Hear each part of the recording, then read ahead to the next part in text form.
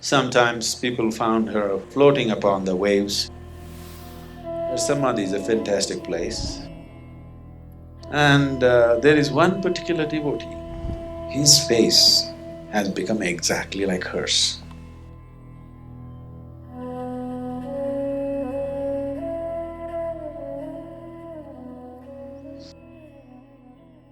Mayamma was… nobody really knows where she came from, but looking at her physical features, most probably she came somewhere from northeastern states, either from Nagaland or somewhere where the features are mongoloid. She could be from Tibet for all you know, because I think she never spoke, is that so? She never really spoke. So she was in the town of Kanyakumari, which is the very tip of southern India, the Indian peninsula. So she just wandered the streets like a beggar. She walked around, but with a different kind of pride in her. And all the local dogs gathered around her and became her friends. So she had built a whole dog family because she fed them. Whenever she got any food, she naturally fed them, even if she didn't eat. So she went to such extremes. In South Indian hotels, some of the dishes, you never buy them, I'm telling you. Some of the dishes are displayed in a glass case in front of a restaurant, like idli, not idli usually, vada, some sweet and laddus. These are usually done on a holy day like a full moon day. They are today special. So she would go to that extent that she would grab this food and throw it to the dogs.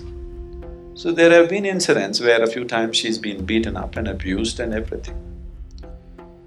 So she was getting the social harsh treatment because she's seen just as an irresponsible thief, not as a saintly person, because nobody could see anything saintly about her. Because a saint means he must be dressed in such a way, there must be 3 lines on his forehead and he must say the right things and you know and he must be lifeless. But she is punky But sometimes people found her floating upon the waves. She was just floating upon the waves. That amazed people and they started looking at her with little more respect. Later on, some person who was involved in her old age, he brought her to a place called Salem and she lived there and she died there. She left her body there. Her samadhi is a fantastic place. Fantastic means not in any way, it's just one cement thing, very barely built, a small house, but it's really strong, strong it is. So I happen to be in a small hill station which is close to this place. And that day happened to be a Paurnami, that is a full moon day. So somebody was talking about this Mayamma, her samadhi, and many things I had heard about her from many people. So we thought we'll drive down from the hill and just go there because it's Paurnami evening, let's see. And somebody came and said there's something special happening there on Paurnami evening. So when I went there at 5:30 in the evening, there was nobody. So we went in and sat in a small room, just 10 by 10 kind of room with a large picture of hers. She looks totally weather-beaten, like most of the Tibetan women, just about the same kind of face.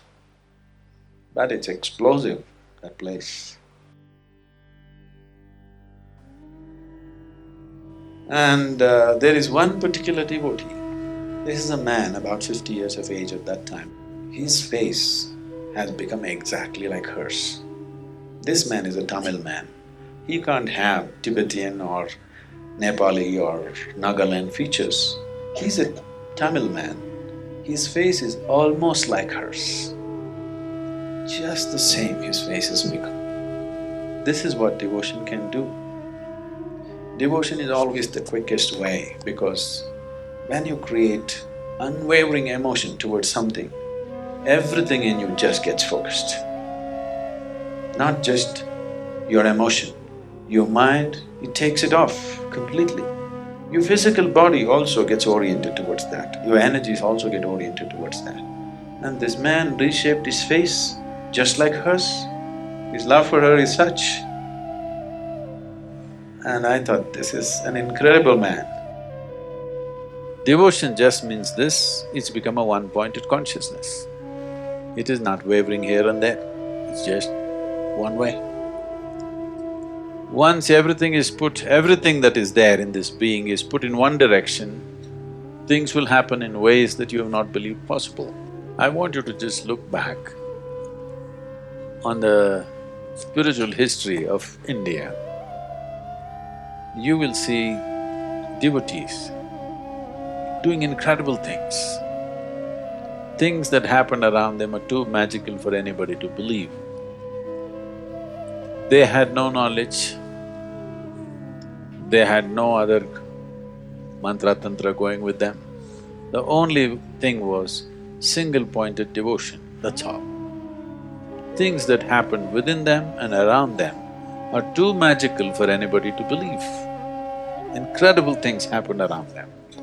And millions of people were moved simply by their presence. All they had is single-pointed devotion, that's all.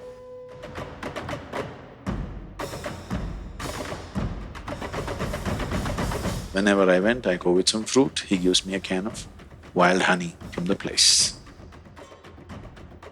He said, I want to die as a yogi, not as a rogi. When about 55 people were there to witness this, he just sat there and he left.